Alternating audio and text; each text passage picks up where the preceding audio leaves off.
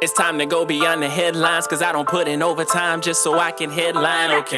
Now it's Fox Sports, I'm live with Renee. Going hard every day, sports rapping every play. Different segments for your favorites, coming at you daily. With positive vibes, yeah, we some game changers. Basketball, football, soccer, with different interviews, you never know who may pop up. Listen, only on Beyond the Headlines, this is Beyond the Headlines. Only on Beyond the Headlines, this is Beyond the Headlines. Only on Beyond the Headlines, this is Beyond the Headlines with Renee Washington. The NBA schedules have been released, so joining us on Beyond the Headlines with Renee Washington to discuss that and more, we've got Ben Golliver, national NBA writer for the Washington Post. Ben, thank you so much for joining the show this week. Oh, it's my pleasure. Anyone who wants to talk NBA in the middle of August is good by me, so let's do it. Perfect. So let's get right into it. The schedule was released on Monday, and as the show airs on Wednesday, we've had a couple of days of kind of digesting. But for you, fresh off the gate, seeing the schedule come out, starting off with the league tipping off October 22nd, we're getting right into it. We've got the Pelicans facing the reigning NBA champions, the Raptors, Zion Williamson's debut for the new era in the Pelicans, and then also the Clippers and Lakers face off. And then the Clippers play the Warriors just 2 days later. So the regular season, that is starting off very hot, to say the least. What are your initial takes on the NBA schedule that was just released? Yeah, I think there was two big headlines. First of all, the NBA is putting its fan base, its viewership on load management, right? They're cutting out a lot of these super late 10:30 p.m. start times, and a lot of people on NBA Twitter always complain, if those games start at 10:30, sometimes, they're not ending until 1 o'clock the middle of the night. And for the NBA, that's been a real problem because you see LeBron James move to the West Coast. You see Kawhi Leonard move to the West Coast. Paul George move to the West Coast. Anthony Davis get traded to the West Coast. And so the NBA really, and Adam Silver really had a predicament. I mean, how do you get the maximum number of eyeballs on all of these players who are all playing on that Pacific time zone? And so what they did is they really cut down on the number of 10:30 starts, moved up a lot of those games to either 9:30 or 10 o'clock. I think that's going to be really helpful for East Coast fans that don't want to, burn the candle on both ends. So that was number one. And then I think number two, we're used to seeing teams like the Lakers or the Warriors on national TV time and time again. But one team that you mentioned right off the top is the Pelicans. This is a team that hardly ever gets on national television, but it's the Zion Williamson takeover effect. As that number one overall pick coming in there with all that hype, he delivered huge ratings for Duke during his freshman season, especially before he got injured. And I think the NBA is really trying to capitalize on the Zion effect. So when you look at it, not only is he playing on opening night, like you mentioned, he's playing on Christmas Day, he's playing on Martin Luther King Jr. Day, and really if there's a holiday, Zion's playing on it. He's playing on national TV on Halloween. He's playing on national TV the day before Thanksgiving, and they also have him on a couple of the ABC weekend games, which are the real network high-profile games as well. So the NBA is betting big on Zion. It's not something that we see very often for rookies, but it's cool to see because he's such an intriguing talent. Absolutely. And you mentioned a couple of things that really stand out. I mean, the fact that the NBA has changed the game times, that is something I know for me on the East Coast. I ran into that so much last season. I'm a LeBron James fan, so I'm a Lakers fan by default. And so I know this past season was very difficult because a lot of those games are starting, as you mentioned, 10 o'clock. If you're a child, if you're a working professional, if you have anything the next morning, it's very hard for you to stay up and watch. So now with the shift of the league, with more players, like a Kawhi Leonard going to the Clippers, the league had to make an adjustment. So I'm thankful. I'm very thankful for that adjustment because last season was very difficult. But also that Christmas Day schedule, the holiday schedule that we have, it's exciting. It's something that people always look forward to. You talk about the Pelicans playing Christmas Day. They're playing the Nuggets. We've got, again, the Clippers, Lakers, Rockets, Warriors, Bucks, Sixers, and the Celtics versus Raptors.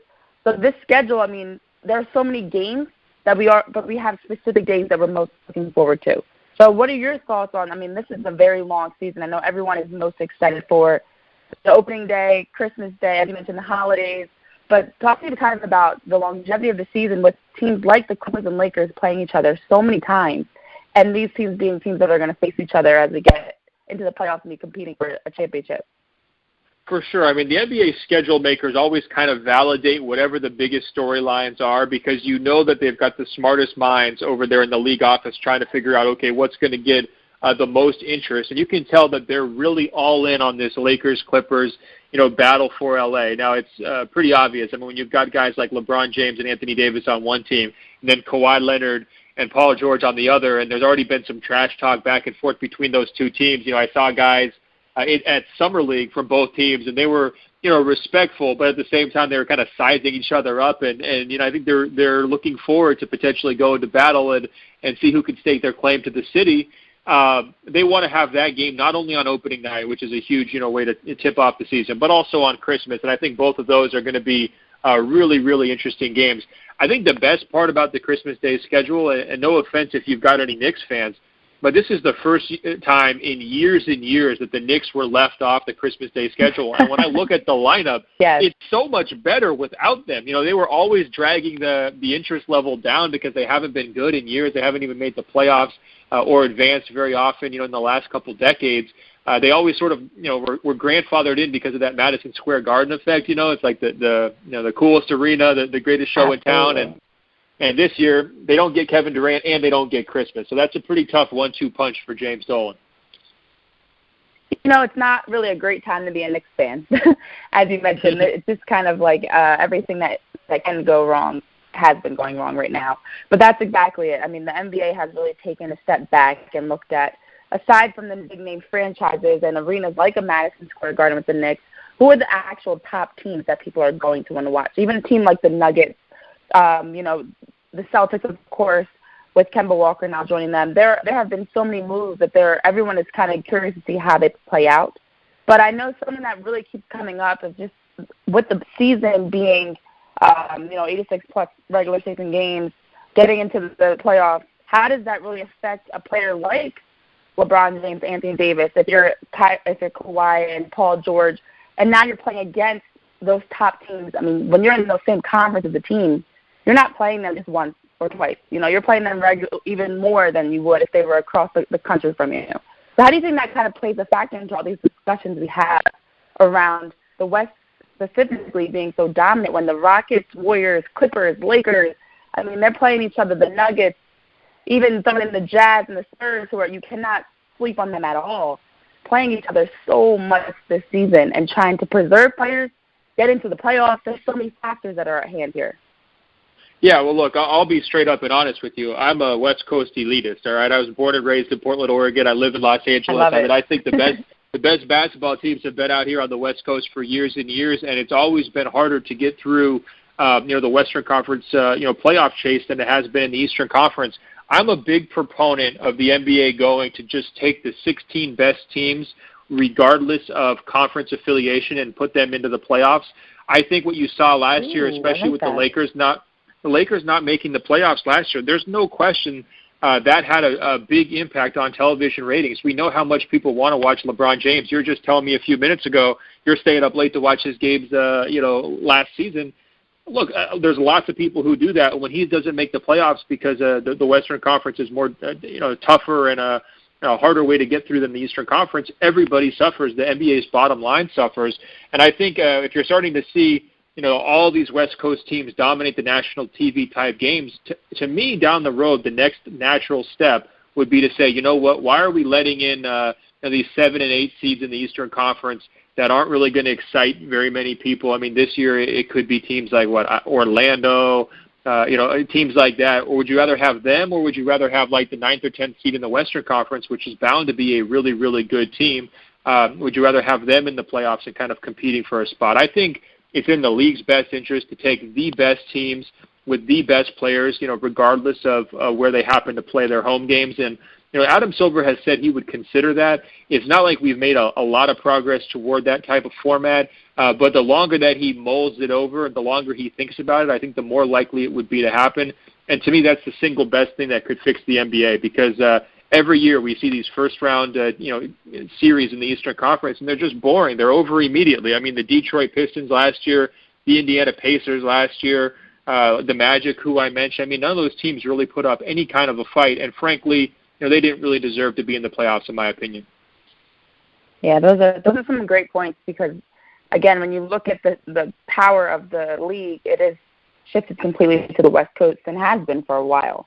And when you do get into the playoffs and you see someone like LeBron James and the Lakers at home, and although their record was not top 8 in the West, that's a team that's still, and the ratings did suffer because of it initially in the playoffs.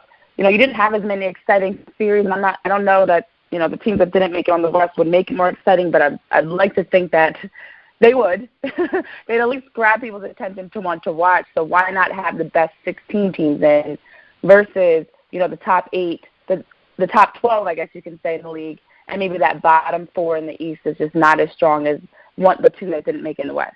And I know looking at the West this year. I was going to say real quick, let me just jump in.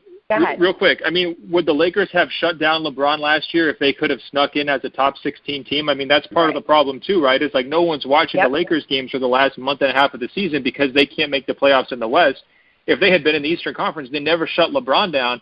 And I don't see what good it does anybody to have your biggest star watching games from the sidelines because his team doesn't have a hope. That's bad for business. It's bad for everybody. Ooh, I completely agree. That's a great point because it was painful to watch. And even this season, moving forward, if you look at the West, I can't pick 8 teams that are definite shoo-in. I mean, if an injury happens, whatever the case may be, there's a team that might not make it into the playoffs, like a team like the Warriors. God forbid something happens, or whoever. If something happens to one of their star players that are out for a significant amount of the season, they may not make the playoffs because of it. And that's a team that should be in. So it's very interesting that you bring that up because it's something that I think a lot more discussion needs to go around and hopefully will change. But there's some other changes going on with some top players that are not playing, and that's Team USA. And for the men's Team USA, we had a shift in the roster. I know each year or every international tournament, it's kind of the question of, for those top players, if they're going to play or not. It's extra basketball to play. What are your thoughts on the final roster for Team USA? Yeah, well, they're working their way down to 12 guys. I think they're at 15 right now. I think as we're speaking, word just broke that Kyle Lowry is going to step back and not play. Mm-hmm. They could really have used his experience. He won a gold medal in 2016 at the Olympics, and he was one of only about 3 All-Stars who were going to be on this squad. I think what you're seeing from this team, though, I like to call them the United Spurs of America. Like Greg Popovich has really instilled his philosophies. Offensively, it's not about superstar isolation play. It's about ball movement, drive and kick, shoot the three-pointers. And then defensively, they don't want to play all-star level defense, right? They don't want to play like, we're just going to let a dunk parade happen. I mean, these guys are playing locked-in team defense. It was so funny. They had a scrimmage on Friday night in Las Vegas, and instead of mixing up the star players to kind of have a balanced team so that it would be kind of fan-friendly and everybody could get some dunks and three-pointers and everybody goes home happy, Greg Popovich has the varsity play the junior varsity, and basically he stacks one team so they can all play together and sort of beat up on the younger players and start to get some reps before the tournament. So as you can tell, Greg Popovich is all business, no frills. He wants to see this team extend the gold medal streak that goes back to when Coach K was coaching USA basketball for basically the last 12 years. They haven't lost internationally, and obviously Pop feels a big responsibility to keep that thing going. When you're looking at the highest profile players on this team, Kemba Walker, I think, is going to be the starting point guard. That's obviously exciting for Boston Celtics fans. Donovan Mitchell, I think, is going to be the starting 2 guard. De'Aaron Fox, the young Kings guard, has really gotten a lot of buzz. I think he's going to play a very important role for Team USA. And then also a player like Chris Middleton is likely going to start for Team USA as well, the Milwaukee Bucks forward. He can play a couple different positions and sort of be like a 3-and-D wing. And I think Greg Popovich really likes him for that. So the biggest challenge for this team to me, it's inside. I wasn't very impressed last week with their centers. They have guys like Brook Lopez from Milwaukee, Mason Plumlee from Denver, Miles Turner from Indiana. None of those guys really played great during their scrimmages last week. And they're going to be going up against guys like Nikola Jokic and Rudy Gobert, all NBA level players. I think that's going to be the toughest matchup position-wise for this USA basketball team. Yeah, and that's something that you see a lot of the top players in the league, for whatever reason, whether it be, for the most part, injuries. Of course, it's just playing in the World Cup or the Olympics. That's more basketball that you're playing. That's more travel. That's more wear and tear on your body. That they're not playing. They've dropped out. And as you mentioned, so the players like Kemba Walker, they're now the leaders of Team USA. And when you're going into an international tournament, it doesn't, and you don't have, Steph and LeBron, and of course KD's injured in general. It does change kind of the dominance of Team USA or their ability to continue to be a champion. So it'll be interesting to see now how they compete with what is like the U23 team and under. And that's something that I was reading in an article that was brought up, so I want your takes on it. And would it make sense for USA basketball to kind of adjust, and I'm not saying you put an age limit on it, but if this is going to be the direction it goes moving forward, and make it almost like the Rising Stars, the 23 and under type team, and you get to work with a coach like Pop and play at an international level against the best players in the world, and now it's kind of that next tier of the next generation, I should say, of the best players in USA. Yeah, I think they're trying to have a pipeline type of situation where they're going to have a mix of older guys and younger guys.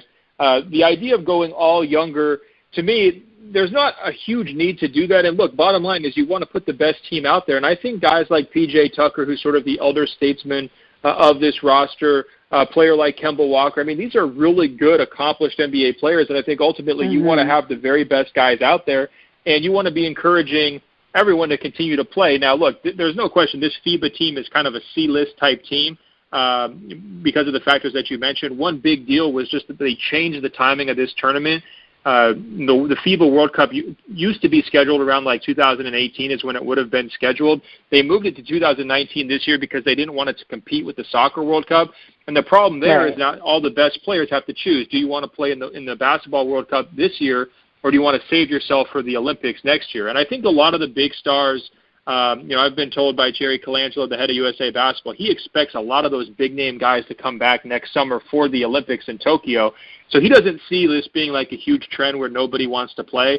I think it's more of an anomaly just this year with the way the schedule changed. But it is good for USA to get a lot of these young guys. I mean, the excitement factor around a De'Aaron Fox or a Donovan Mitchell or a Jason Tatum for Boston, a Jaylen Brown for Boston, I think all those guys are going to play really important minutes in this upcoming tournament in China. It's going to be exciting for them. They'll definitely grow from having Popovich as their coach, like you mentioned, and they'll be exciting for their fan bases back home who are now going to be licking their lips and thinking, man, can this guy take a strong USA basketball performance and really use it to boost his career? Because we saw guys like Steph Curry, Russell Westbrook, Kevin Durant all do that when they were younger players. They go to USA basketball as being very good, and they come out as great. Yeah, definitely. Great points, Ben. And before we wrap this up, I do want to allow our followers and our listeners to get the chance to follow you. So where can they follow you on social media? Yeah, I'm at Ben Golliver on Twitter, at Ben.Golliver on Instagram. Now, we do the Open Floor podcast with Sports Illustrated. You can find that on Apple Podcasts. And, of course, everything I write goes up at WashingtonPost.com/sports. Awesome. Well, thank you so much for joining me on the Headlines with Renee Washington this week. I really appreciate you coming on to share some insight on your thoughts on the recently released NBA schedule and the FIBA World Cup. So I appreciate you coming here and sharing some wisdom with us. It's my pleasure. Thanks for having me, Renee.